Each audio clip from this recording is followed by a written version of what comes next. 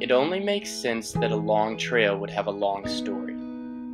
Many think the story began with a people. I think the name says otherwise. The story of the Appalachian Trail arose with the mountains. 480 million years ago, the Appalachians were thrust forth from the earth as subterranean plates collided. But just as soon as they were formed, these ancient mountains began to sink back into the ground from which they arose. Tirelessly, wind, rain, ice, and gravity slowly carved ridges and valleys from the soil and rock. History was in the making, written by the forces of nature. Millions of years ago, the trail was at most only an uncertain fate waiting to be met. But even from their beginning, the mountains were no strangers to trails. Drawn across ridge crests and beaten down to the deepest valleys, narrow animal trails stretch across the mountains like spider webs. It's almost as though trails and Appalachia were meant for each other from the start. Over 12,000 years ago, Native Americans began to lay more established trails through the dense woods of the Appalachians. As time passed, more trails washed across the mountains, but the trail still lay far in the future. Every man-made thing ever to exist was once only an abstraction of the mind. The trail, too, was at first just an idea conceived by a dreamer. Standing atop Stratton Mountain in Vermont, Benton MacKaye envisioned a long trail connecting the peaks of the vast mountain range before him. The idea evolved quickly, and in 1921 MacKaye submitted an article, An Appalachian Trail, a Project in Regional Planning, for publication. The Journal of the American Institute of Architects published the article later that year. What was once a dream now flowed forth into reality, and the trail was born. Skipping ahead 93 years brings us to another story. Our story. We're looking to unearth the deep history that lies in America's most trodden footpath, and explore the culture that has grown from it. We'll start from Route 311 in Catawba, Virginia, and venture north on the Appalachian Trail 315 miles to Harper's Ferry, West Virginia. An air of uncertainty has settled before us, for we know not what new understanding or hardship awaits us. For now, we have only to go with the flow.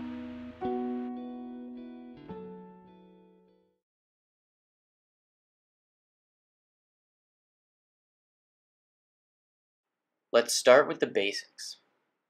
The Appalachian Trail is a footpath that extends roughly 2,180 miles from its southern terminus on Springer Mountain, Georgia, north to Katahdin, Maine. The trail runs through 14 states, with the largest section, over 500 miles, passing through Virginia. The path is maintained by trail clubs, rooted in the steadfast dedication of thousands of volunteers.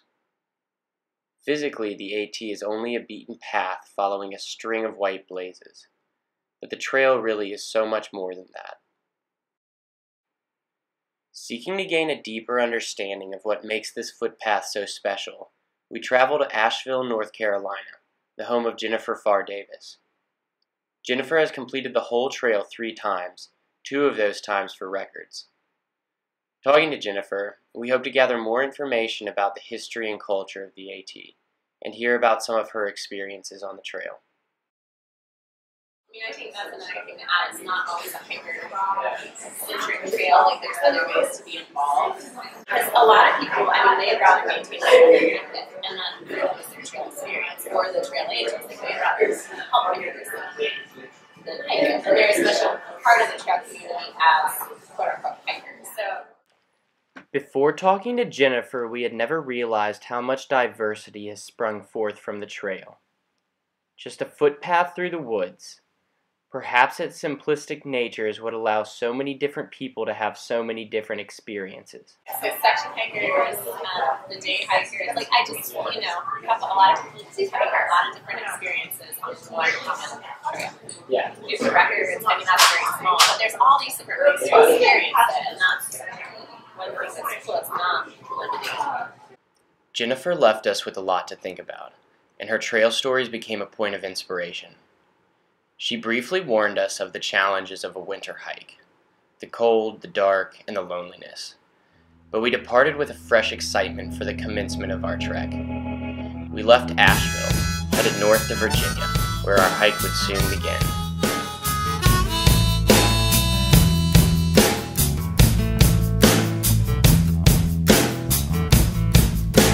Let me run with you tonight, I'll take you home.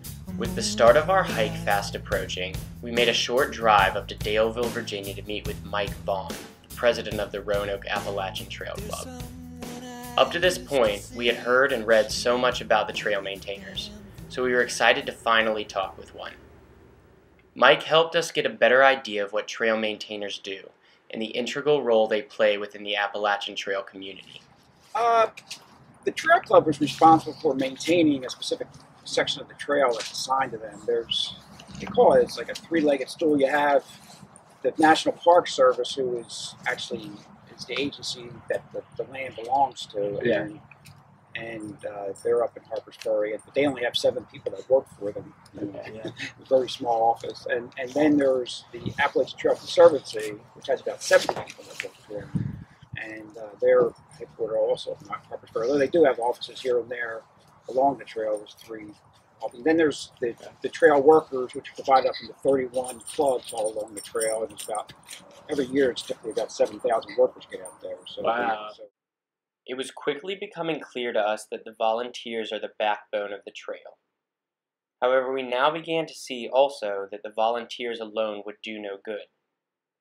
There's a whole slew of agencies, boards, and committees responsible for maintaining the land, organizing volunteers, raising funds, and more. You've got a whole bunch of federal agencies and altogether close to 50 different state agencies and 31 clubs of volunteers who are all independent. They're not under our thumb at all. And a whole bunch of laws that are involved. One thing that makes the trail so unique is that the facilities and land are government-owned, but the management is almost entirely private. The trail goes through 225 jurisdictions and traverses a protective corridor of 250,000 acres of public land. But on the ground, the entirety of the trail is sustained by volunteers. It's one of the largest models of cooperative management in the world. There are small business owners, park rangers, volunteers, section hikers, day hikers, through hikers, record setters, hostel owners, government employees, citizen scientists, teachers, students, and more involved in some way with the trail.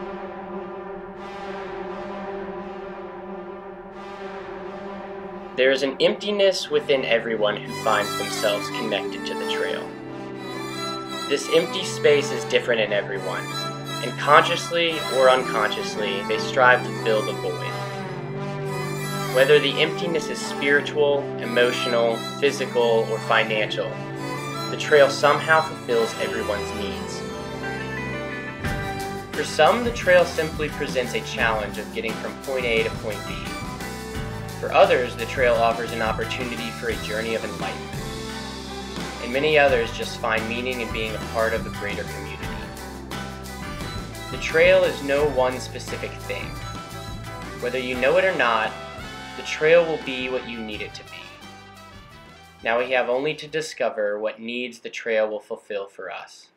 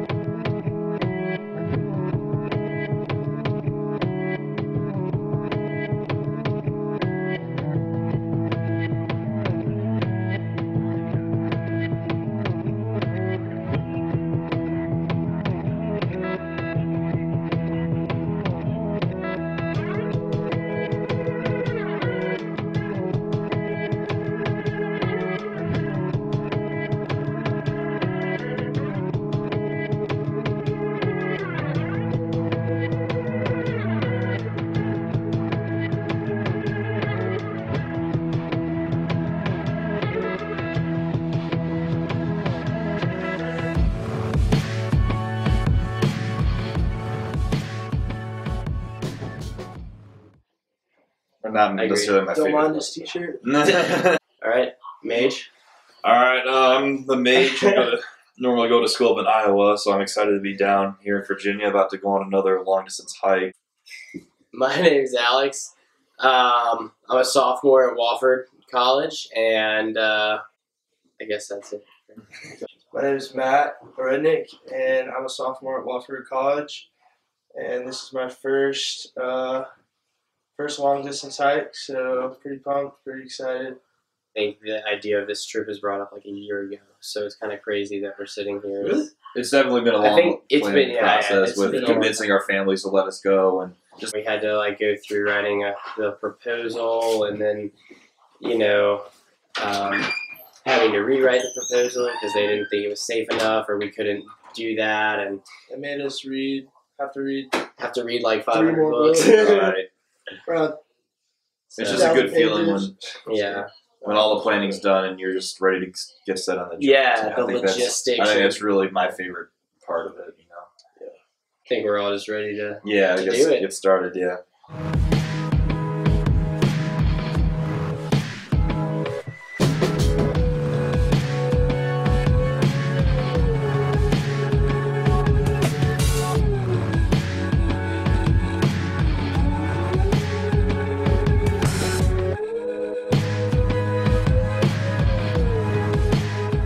It's hard to believe that the time has finally come. The air of preparation has met its end. With it, a new chapter of our journey begins. No longer held back by logistical dilemmas and other people's doubts. No more justification is required. All that remains before us is the beaten path.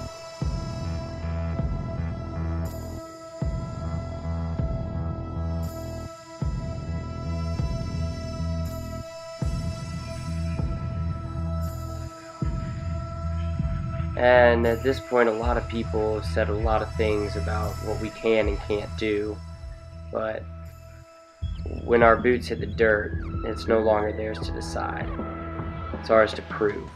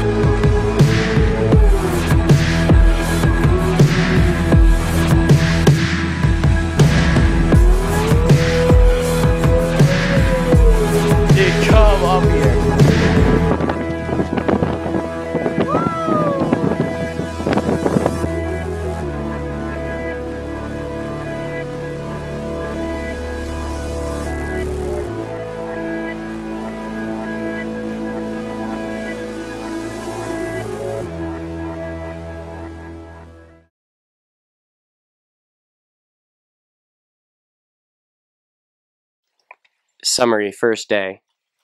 It was a good first day. I felt really like I got back into the groove pretty well. I mean, it was only 10 miles, but hey, I'll take it. Ran into a little trouble towards the end there. Got some cramps in my quads, but other than that, I think I'm getting my hiking legs pretty fast. So Good. It did rain, and so that wasn't great. And we did also just receive news that in a couple of days we're going to be entering a polar vortex. Oh no! A polar vortex. Yeah, it's pretty serious. So that'll be fun. But yeah, just taking one day at a time. All was well. We were glad to finally be on the trail, and we enjoyed a couple of leisurely days with mild temperatures. It was exactly how we envisioned it prior to hitting the trail. On our second day out, we passed through Daleville, and were able to grab some lunch at a Wendy's close to the trail. The weather was great, but we continued to receive bad news concerning the impending cold front. Yeah, this is the best day, and that's the day. Yeah. Not looking forward to that. Well, enjoy the rest of your hike, sir. Have good. Still, our spirits were high and our bellies were full. It's been nice since we've been able to be more generous with our food. Oh, yeah. I have a feeling that might continue since it seems like there's a lot of towns. Yeah. Although it does spread out as we get further along, but We found some nice oyster mushrooms on the trail, so we're making a mountain house and then cut up some summer sausage, cook that with the mushrooms, put it in a tortilla. Not a bad way to end day 2. Ooh, that looks tasty. Before we knew it, the cold was upon us. No longer was the polar vortex a source of laughter. It's been really cold so far. I've had trouble because I got my hands wet and then I had to dry them off with my gloves, so I had to walk with my hands balled up in my gloves trying to carry my walking stick. It's been alright, I guess. Looking forward to Buchanan.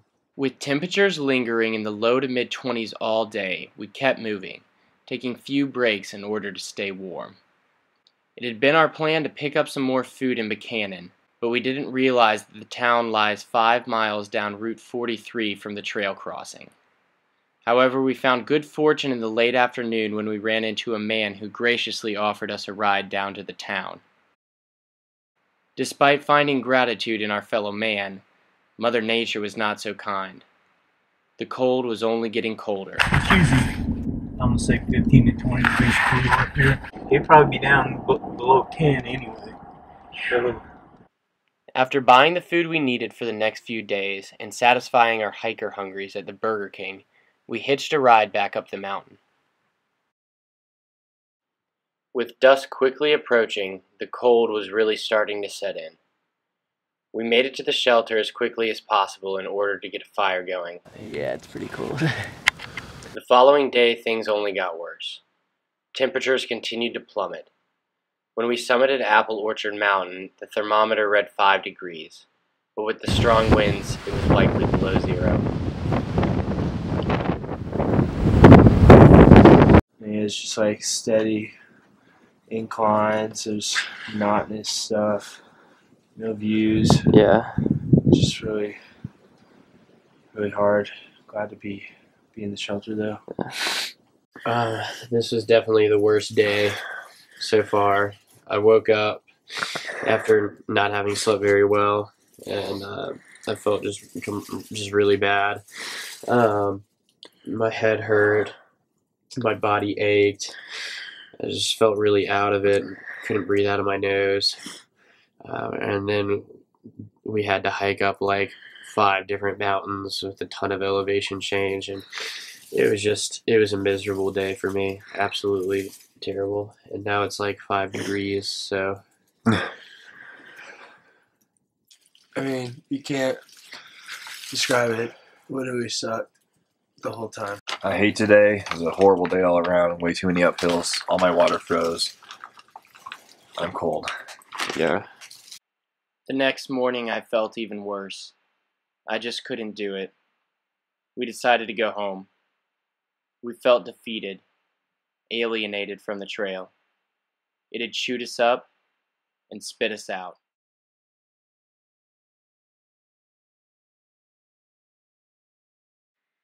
Back at home, I made a quick trip to the doctor to see what was going on. And unfortunately, the diagnosis was disappointing. So, just got out of the doctor's, and he prescribed me Tamiflu for the flu and Z-Pak for sinus infection. So hopefully I can get that stuff and kick in and we can get back on the trail. I later found out that I also had bronchitis, and I wouldn't be able to hike for at least 5 days. But one benefit of being off the trail while I recovered was that we had plenty of time to read up and research more about the AT. Concerning the history of the trail, I think Laurie Potteiger said it best. So, I mean, the deeper you scratch, the more complex things are. The history of the trail is unimaginably deep, and even 5 days was only enough time to touch the tip of the iceberg. Throughout the 1920s and 30s, the Appalachian Trail project experienced increasing progress. More people became involved with the project, and with them new visions for the trail were introduced. Mackay and Charles Harris Whitaker collaborated on regional planning for the northern end of the trail. They envisioned the trail passing through economically productive towns with abundant resources. In Trail Years, A History of the Appalachian Trail Conference, Brian King describes it as a calculated use of resources with a social and economic conscience. Benton Mackay was the first person that thought of the trail, right, and thought of it as a communal experience with farms on it and this and that. In the mid-Atlantic states, development of the trail gained momentum when Myron Avery was introduced to the project. Although the original dream was that of Mackay's, Avery was largely responsible for bringing it to life. Avery organized the Potomac Appalachian Trail Club and spent years orchestrating the construction of large chunks of trail.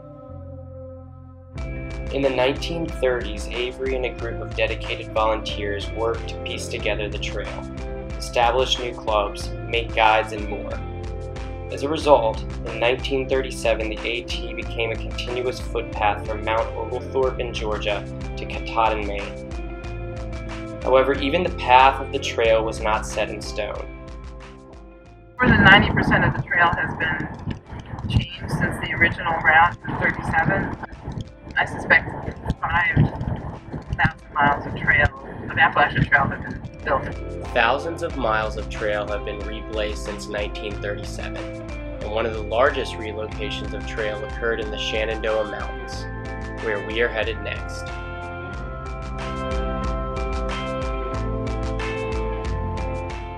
It's both the land and the people that enjoy it. It's a place for healing. Mackay once said that the purpose of the project transcended the miracle of constructing the trail.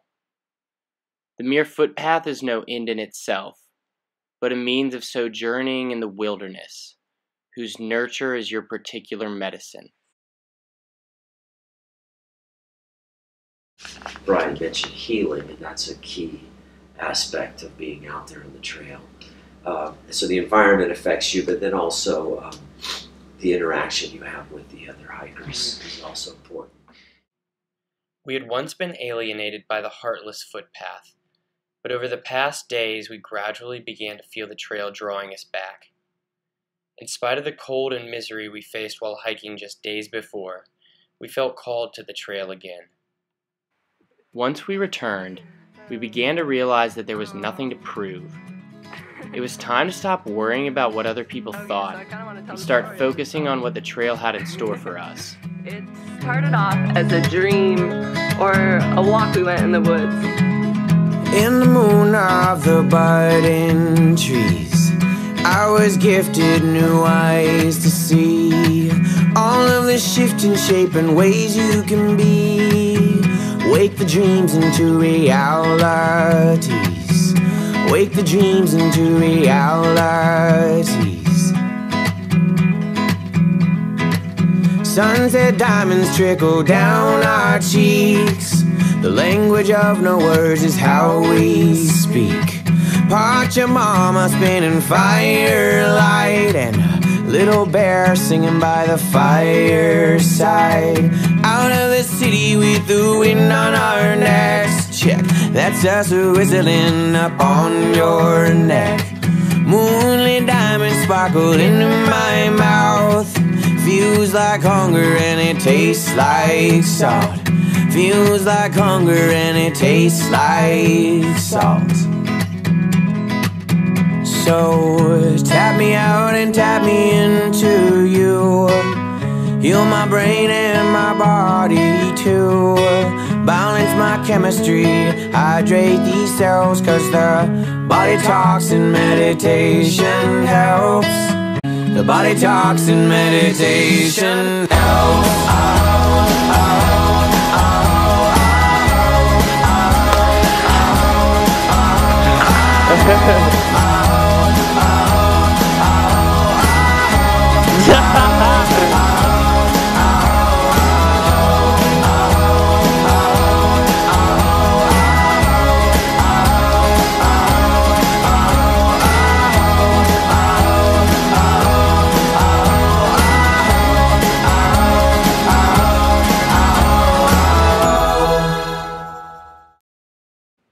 It was great to be back on the trail, and with a new sense of purpose, we started to really feel the healing power that the trail had to offer.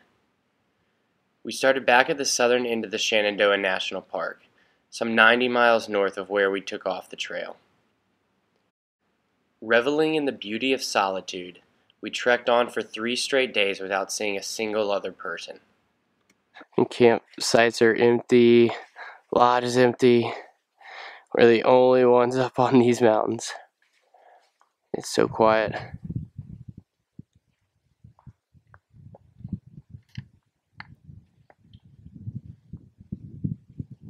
Places to go, to, you know, to open up their minds, Right. you know, to be at peace. Harold Allen once wrote that the trail leads not merely north and south, but upward to the body, mind, and soul of a man. Physically, the trail heals through strengthening the body. Cut and dry, walking over mountains makes you stronger. But the more powerful healing transcends the body. Through hiking the trail, one returns to a more primitive and natural state, removed from the stress and pressure of society. The woods lead to a simplistic way of living. When you take away the chaos, noise, and distractions of civilization, what's left is something still and peaceful. And rituals of transition and of healing oftentimes involve distancing yourself, separating yourself. And I often think of the hike on the AT as a fast, not just about food, but you're fasting from everything that you're used to, right? Comfortable bed, right? Shower, good food, you know, that you want, and then you're also fasting from what culture, from what our American culture tells you need, right? You need to be able to let go of things. Most hikers still can't let go of things. They're still very much attached to things, to money, to ego. Yeah. Our fast from the comforts of civilization was in full swing. And through it, we began to feel a deeper connection to the trail. I'm actually feeling great today. My knee has not been bothering me in the last few miles, and it's a beautiful day. It's sunny, which is nice. Yeah. Making some great progress. It can't be views like this. So. Yeah. The healing power of the trail is by no means a new revelation. In fact, the footpath has been used as a tool for healing from the beginning. In 1948, Earl Schaefer became the first person to thru-hike the entire trail. Returning from World War II, Schaefer wrote that he was confused and depressed. For Schaefer, the trail served as a means for letting go of the emotional burden the war had thrown upon him. Still today, the AT provides veterans with a way to process wartime experiences. While stopped for lunch at the Jim and Molly Denton shelter, we ran into a former section and thru-hiker. Corgi told us about her involvement with the Warrior Hikers Project. So it's Sean Gobin, I think is his last name. He was a veteran, and he hiked the trail, and he came back from the war to kind of walk off the war. And then he started an organization called Warrior Hikers, and every year they take hikers out, sponsor them to hike the trail. Okay. And the AT is one of the trails they do. Wow, that's awesome. So they come through town, and then the veterans organizations in each town they come to will have support for them. Place to stay. Yeah, I picked them up from the trail one day. I brought them back to my house, and they got showers and food. And then there was like a big barbecue picnic gathering thing that night. And they needed some shoveling help too, so it Right. helped out with that. More and more, we came to realize the healing capacity of the footpath. And as we experienced a growing connection with the trail, as well as the wilderness, we took a greater interest in the history of the AT and the Shenandoahs.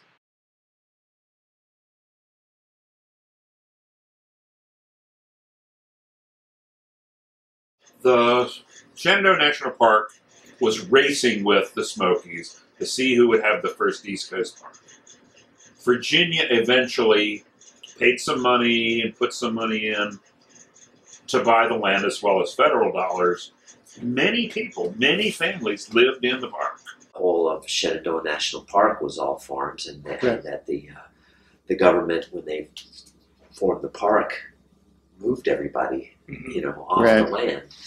I've heard the figure that about 450 families were transferred out of the park.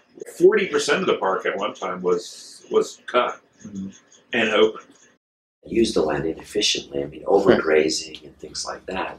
So there's evidence of that as you're walking up the trail. You come across a chimney here, grave, stone foundations, or rock walls, or a grave, or one cemetery done by the whole school trail. It's like further down. Yeah, we hiked past it, Saddle. Cemetery. Is that the one where you did it with The one that has the poem. stairs? The one that has the poem. Where they're Yeah, like, by the this little was our double stairs. land and the government took it, so I hope you like it. We applaud. One guy I know Very actually interesting. saw, was going by there one time, and there were a couple of old ladies there having a picnic. And it turned out they had actually been little girls when the family got moved out. Oh, wow. So we had talked with them about it, and they said that, the ruins of the house are still back there. That's crazy. We it's funny because we sat down and we were like, man, this would be a great place to have lunch, have a picnic. It was sunny. It was kind of warm.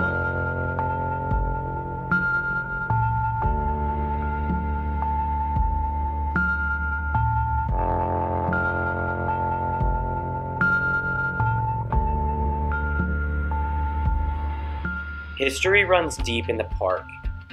The Potomac Appalachian Trail Club, or the PATC, was established by Avery in 1927. By 1931, the trail had been cut across the ridges that are now part of the national park. The PATC strongly supported the establishment of the park as a means to preserve the land surrounding the trail. Later in 1931, after the land had been bought, all of the families were displaced, and construction of Skyline Drive began. There are really two parts to Shenandoah National Park. Fortunately, the motoring vacationer is in an ideal position to see both. The first is Skyline Drive, 105 miles of road that roughly follows the crest of the Blue Ridge Mountains. Eventually, Skyline became a major point of contention between Avery and Mackay. Avery and many others defended its construction in order to gain government support for the trail. However, Mackay argued that the road would defile the remote wilderness experience for hikers. Where Avery wanted progress, Mackay stood for ideals. This conflict eventually drove Avery and Mackay apart. In the end, Mackay's efforts amounted to little. The road was laid right on top of the Appalachian Trail. From 1933 to 1942, the Civilian Conservation Corps worked to pave Skyline, build overlooks and guard walls, and recut the path of the trail. Where we were waiting for friends and family to pass away or come in handy.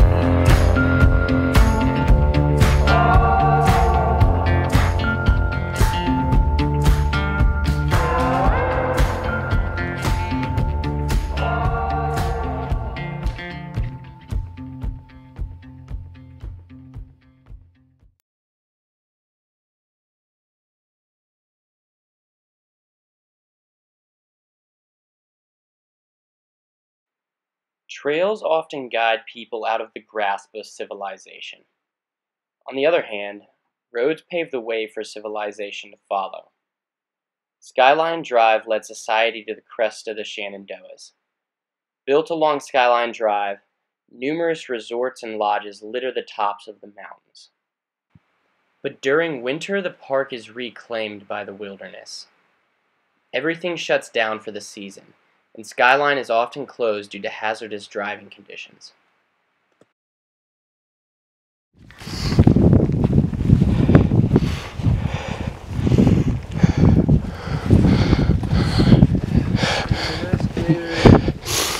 It's not plugged in? No. It's probably completely empty. Yeah, as is everything up here. Wow. It just seems so much quieter than it should be.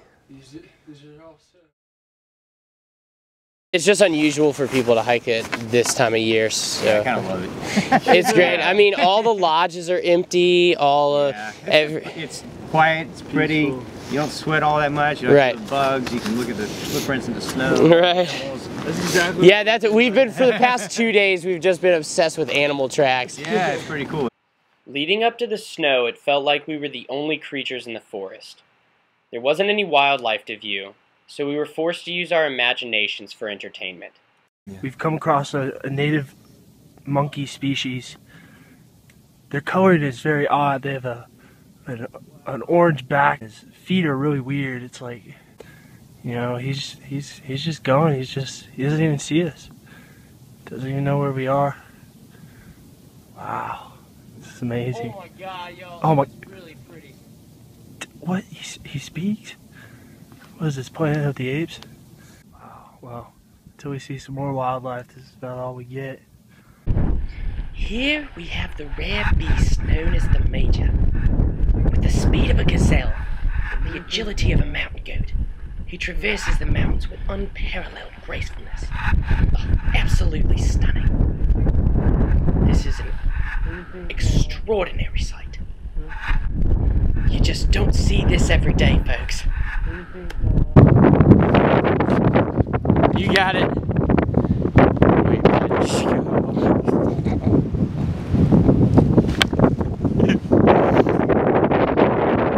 You got it.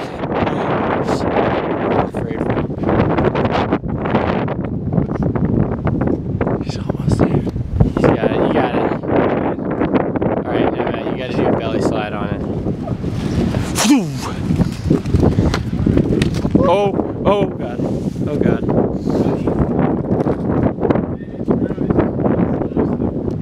Oh shit.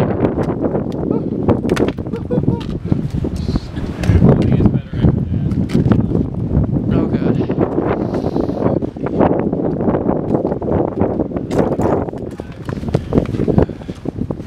When it finally did snow, the forest seemed to come to life. Take a look at these nice prints. We got ourselves a bobcat. That's beautiful. Suddenly we felt surrounded by other creatures. The trail was covered in the tracks of bear, bobcats, coyotes, rabbits, squirrel, deer, turkey, and small mammals. Oftentimes we would follow the same set of tracks on the trail for a mile or more. And eventually we began to see the animals behind the footprints. It's easy to forget how quiet and peaceful a living system is when removed from human beings. So far from civilization, and so fully immersed in the wilderness, we felt a deeper connection with the animals of the forest. And of course, another aspect of it is to think in terms of, I think in terms of creation. God the Creator created this, and I'm a creature, and the other constituents, animals, plants, rocks, everything that's out there is a creature. Right? We're all equal in that sense. We're all creatures. And when you're in town, you know, it's all created by human beings, right? And you're surrounded by our own making of things, which is okay. And you begin to elevate human beings above everything else because we made all this great stuff, right? We're living in it. And you go out there and we're not surrounding ourselves with our own selves, right? We're surrounded by others, other than humans. Talking with Kip really helped us gain a greater understanding of the role wilderness plays in the experience of a long-distance hiker. I was studying wilderness consciousness, so I started doing research on the idea of comparing long-distance hikes on the Appalachian Trail to old world pilgrimages. One goes through thick culture, you know, in Europe, and the other thin culture, right? Hardly, I mean, because you're out in the wild. And you know, the Appalachian Trail used to be part of culture too. The Native Americans populated the mountains, and in some places heavier pockets of them than in other places. You know, a lot of hunting grounds, and then the Europeans came and then populated the mountains, and you could still see when you're hiking the trail evidence that the whole range was filled with farms. Now, you know, the forest is overgrown. So in studies of spiritual journey, pilgrimage, you have this notion of liminality, and a limen in Latin is a doorway, a threshold, and in the threshold it's kind of an in-between place, a place that's not here or there, right? And wilderness is a kind of interesting liminal space that goes back historically in religious literature. In many ways, going up on the trail is liminal in that you know, it's this place it's not culture, right? It's apart from culture. So you distance yourself from what you're used to. Both winter and the wild drew us away from what was familiar and comfortable. But by walking through such a liminal space, we experienced great personal growth, and we truly enjoyed it.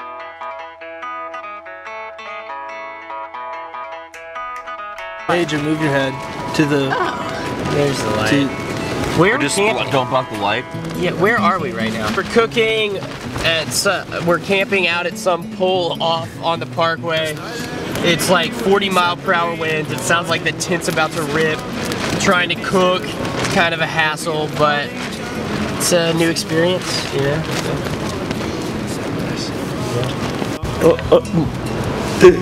It's not that bad, is it? It's pretty cozy. Mage, how you feeling? This is something else. It's definitely an experience I've never had before and might never have again, but it's cool. It's pretty tight in here. Yeah. Not a lot of room. Will never happen again, for sure. It's awesome. Wait, this wasn't the spring we were gonna fill up at, was it? Well, where's there running water? Oh, up there? Okay, good. Dude, I thought it was all frozen. I mean, look at this.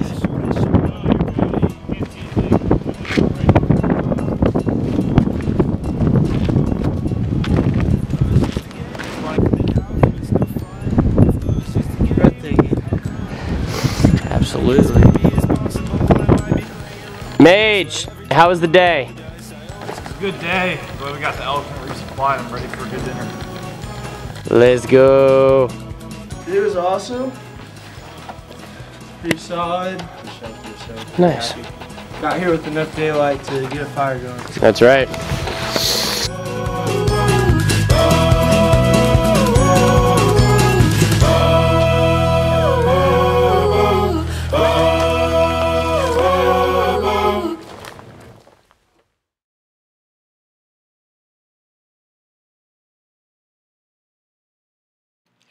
Although the wilderness is a fundamental component of a hiker's experience, there is one thing in particular that makes the trail unique.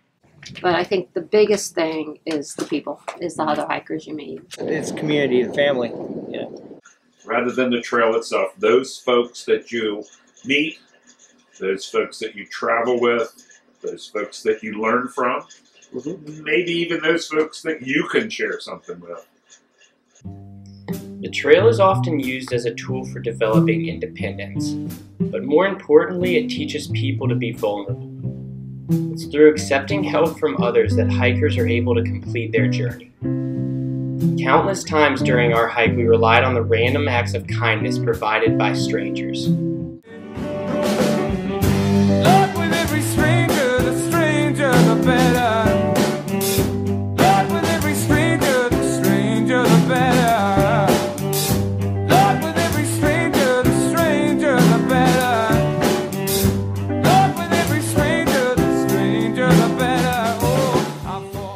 Two strangers who made our day were Marge Cloutier and Jean Morgan.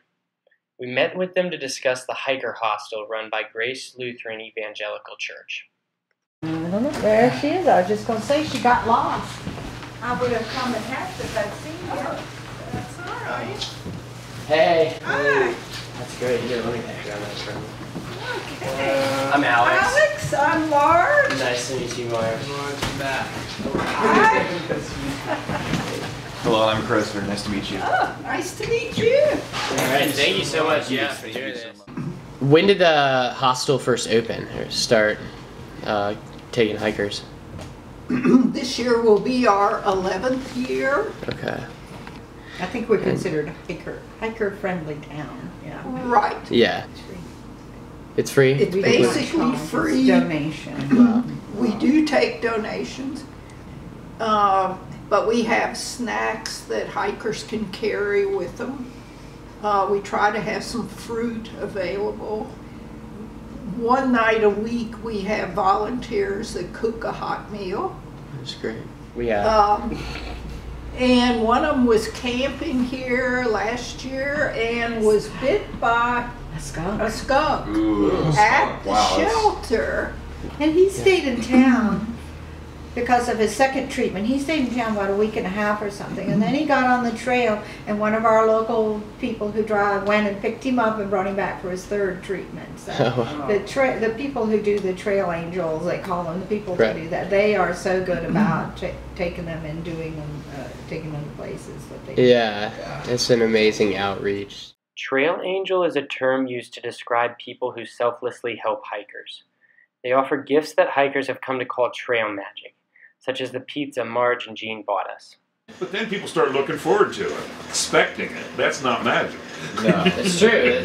It's we love people that help. The magic is getting it when you need it most. And like need tonight. it most and least expect it. And least. Oh! What? Dude! Saved! That's actually really lucky. We really needed that. Kip described it not as trail magic, but as trail grace.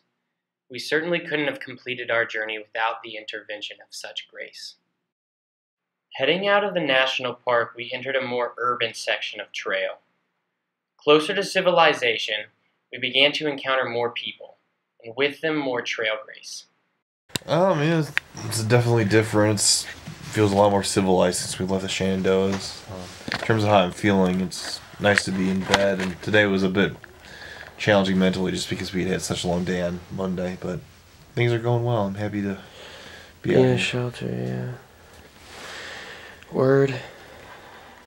Oftentimes we relied on hitchhiking to get down to towns to resupply our food. Mage, stick that throw out there.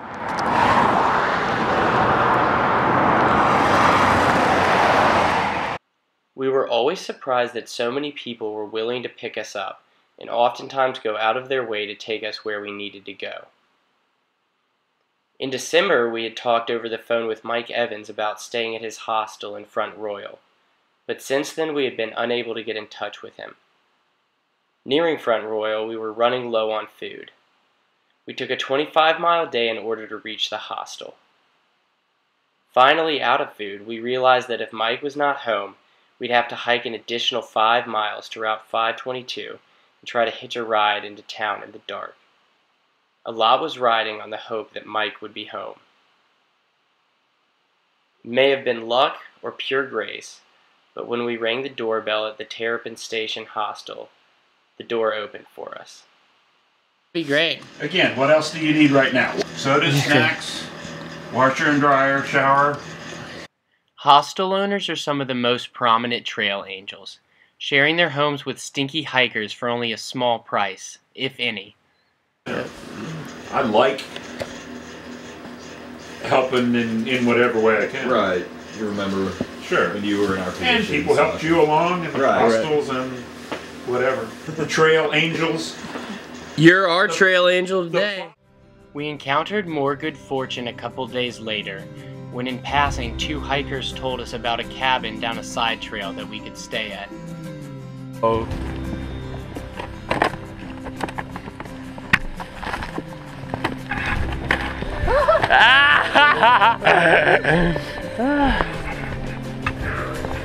Check out this cabin!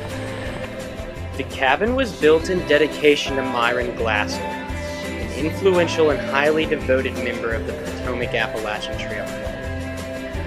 Although the cabin was locked, we still greatly enjoyed the simple commodities it offered.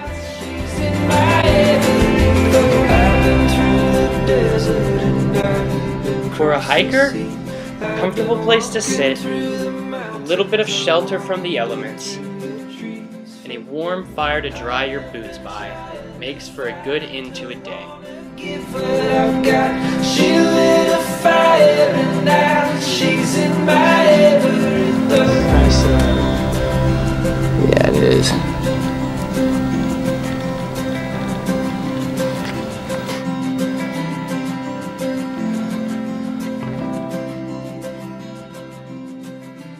The next night, Grace made a serendipitous appearance once more. We had had a long day, a good part of which was spent on the roller coaster, 13.5 miles of condensed ups and downs. We were planning to stay at the Blackburn Hostel, but once again we had been unable to reach them over the phone. Most AT hostels are closed during the winter, so we were unsure if we would be able to stay the night. But we figured we would at least be able to order a pizza from the hostel. Well, this is the actual residence, but apparently, according to this, it says want to stay the night. The hiker cabin is that one over there. So, there's a wood stove and stuff. It says if you have questions, knock, but it didn't even seem like there's anybody here. The road up to the trail center was steep, and we were unsure if any pizza place would deliver to such a remote place. After getting turned down by Domino's and Pizza Hut, we were ready to accept defeat. But we tried Papa John's anyway. They told us they didn't deliver to the trail center, but we convinced them to try processing the address, and it went through. I feel like we should give him like 10? Yeah. I don't know. That would be. Turned out that the processing of our order was a fluke. It shouldn't have gone through. So we started doing this biometrics thing, like instead of entering passwords to do shit, we were using our thumbs. But you guys, so you had to, it was an accident? Yeah, it was an accident. Oh, well. Hey, best accident that's happened to us yet. I'm not bitter, and it was... He didn't hear. All an accident. You want to go back? I want to go back. There's toast. That's it. Yeah, I want to go back. Set tonight. Yeah. Already had pasta. We got breadsticks too.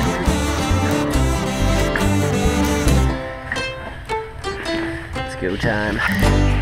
Now that's a good end of the day.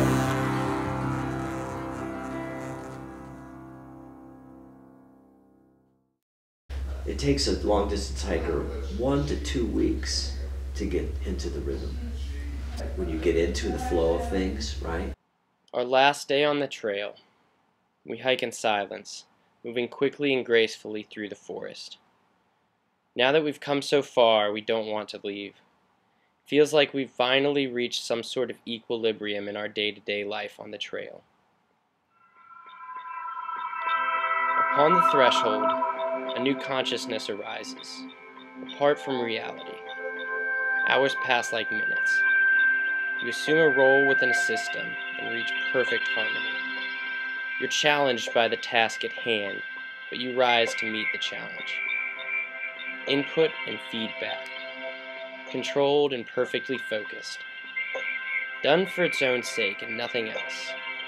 Not so much a choice, but a calling. and everything else fades away. This is flow.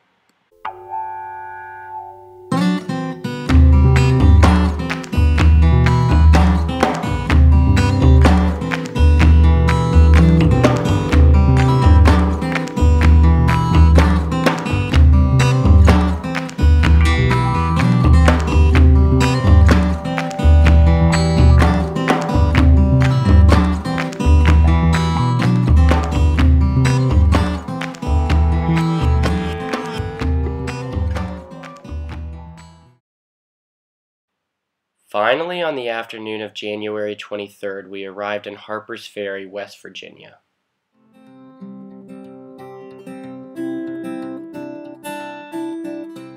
We walked straight to the Appalachian Trail Conservancy headquarters, where we happened upon Kip Redick and Brian King, another spontaneous strike of grace. Our conversations with Kip, Brian, Pop-Tart, Darlene, and Laurie Potteiger at the ATC fell right into place with our journey leading up to this point. It was overwhelming. We'd come so far, not just physically, but in so many other ways. It all seemed right. You have people that would never communicate with each other in the city, who are doing the same thing, bound by talent, share the same common experience. All feel like we're part of something else bigger. You go out the trail and you open yourself up to it, and it will teach you. Call it one drink too many, call it pride of a man. It don't make no difference if you sit or you stand, 'cause they both end in trouble and start to grin. Yeah, they both end in trouble and start to grin. We do it over and over and over again.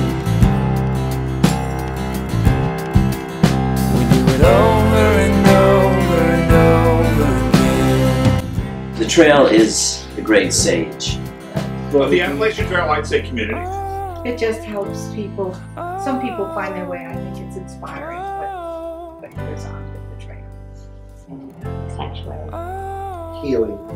I don't know, maybe grand. It gets rugged and beautiful and surprising. Awesome. It's the journey. Is that good? I know there's California, Oklahoma, and all of the places I ain't ever been to, but down in the valley with whiskey rivers, these are the places you will find me hiding. These are the places I will always go. These are the places I will always go. I am on my way, I am on my way, I am on my way back to where I started.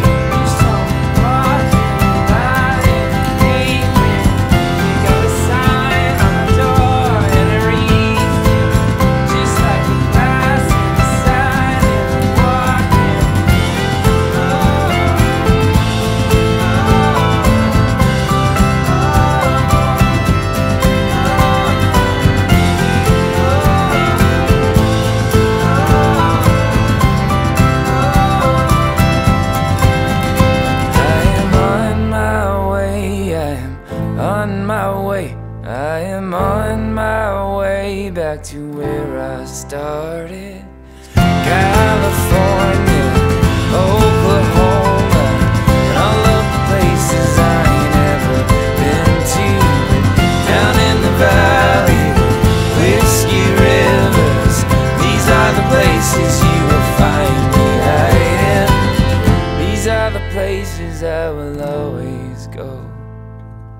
These are the places I will always go.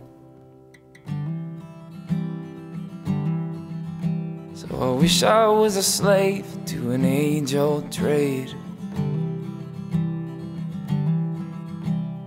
Lord, have mercy on my rough and rowdy ways.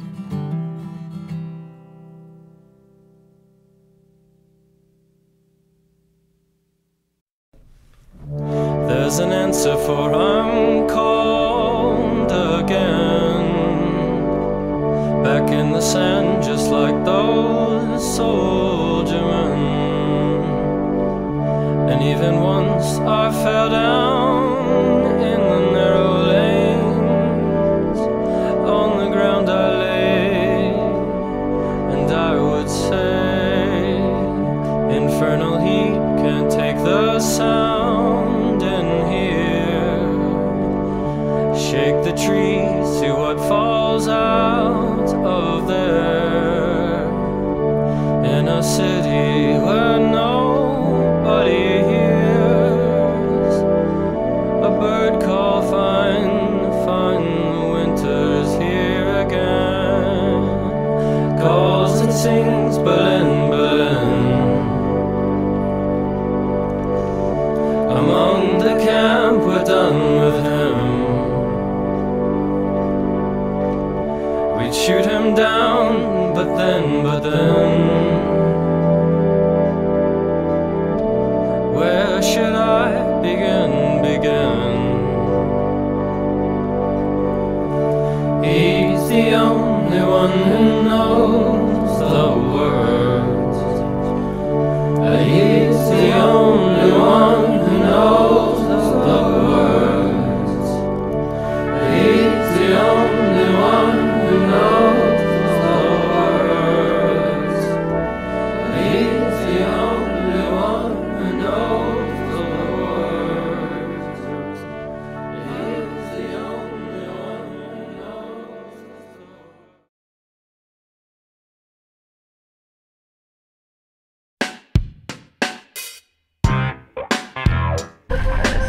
You can see.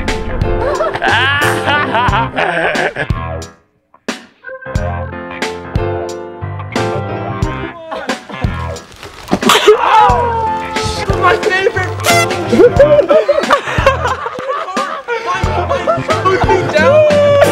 She's so clean. Autumn maybe more. I don't know. We don't actually. I can't believe it. She let me hit it. Once I laid it on ya, you never would forget it. Bet if I had some money, yo, I lay it on ya. You keep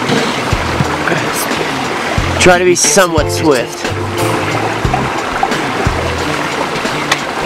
You got it to your right, Mage, what do you have to say about that? I wasn't listening to that. That's gnarly, bro. Does it look good? Yeah, it looks amazing. Okay, great. Okay.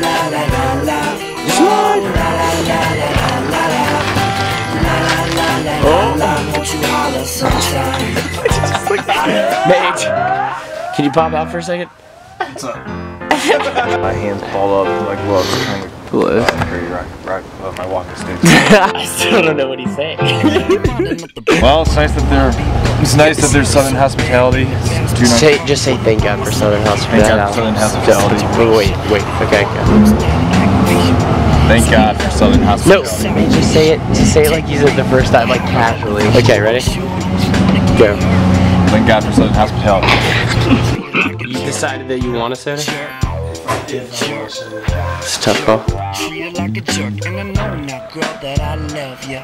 And I'll tell you, babe, if I could. But I'm looking in the morning for a year-long tour, and I won't be back in your neighborhood. So, la la la la la la.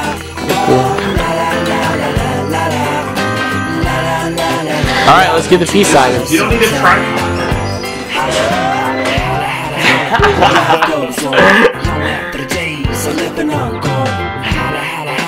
Life goes on long after the days of living are gone. Gone, gone, gone, gone, gone, gone.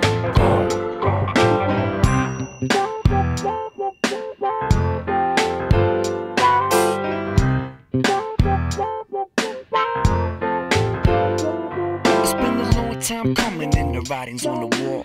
Now it's time for you to leave, so baby, please go. So I can beg you, baby, please don't go. I can beg you, baby, please don't go.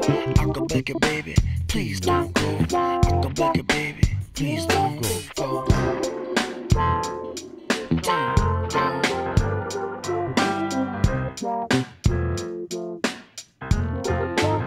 And I'm singing la la la la la la, oh la la la la la la la, la la la la la la. Won't you holler sometime? Holla, holla, holla, holla. Life goes on long after the days of living are gone. Holla, holla, holla. Life goes on long after the days of living are gone.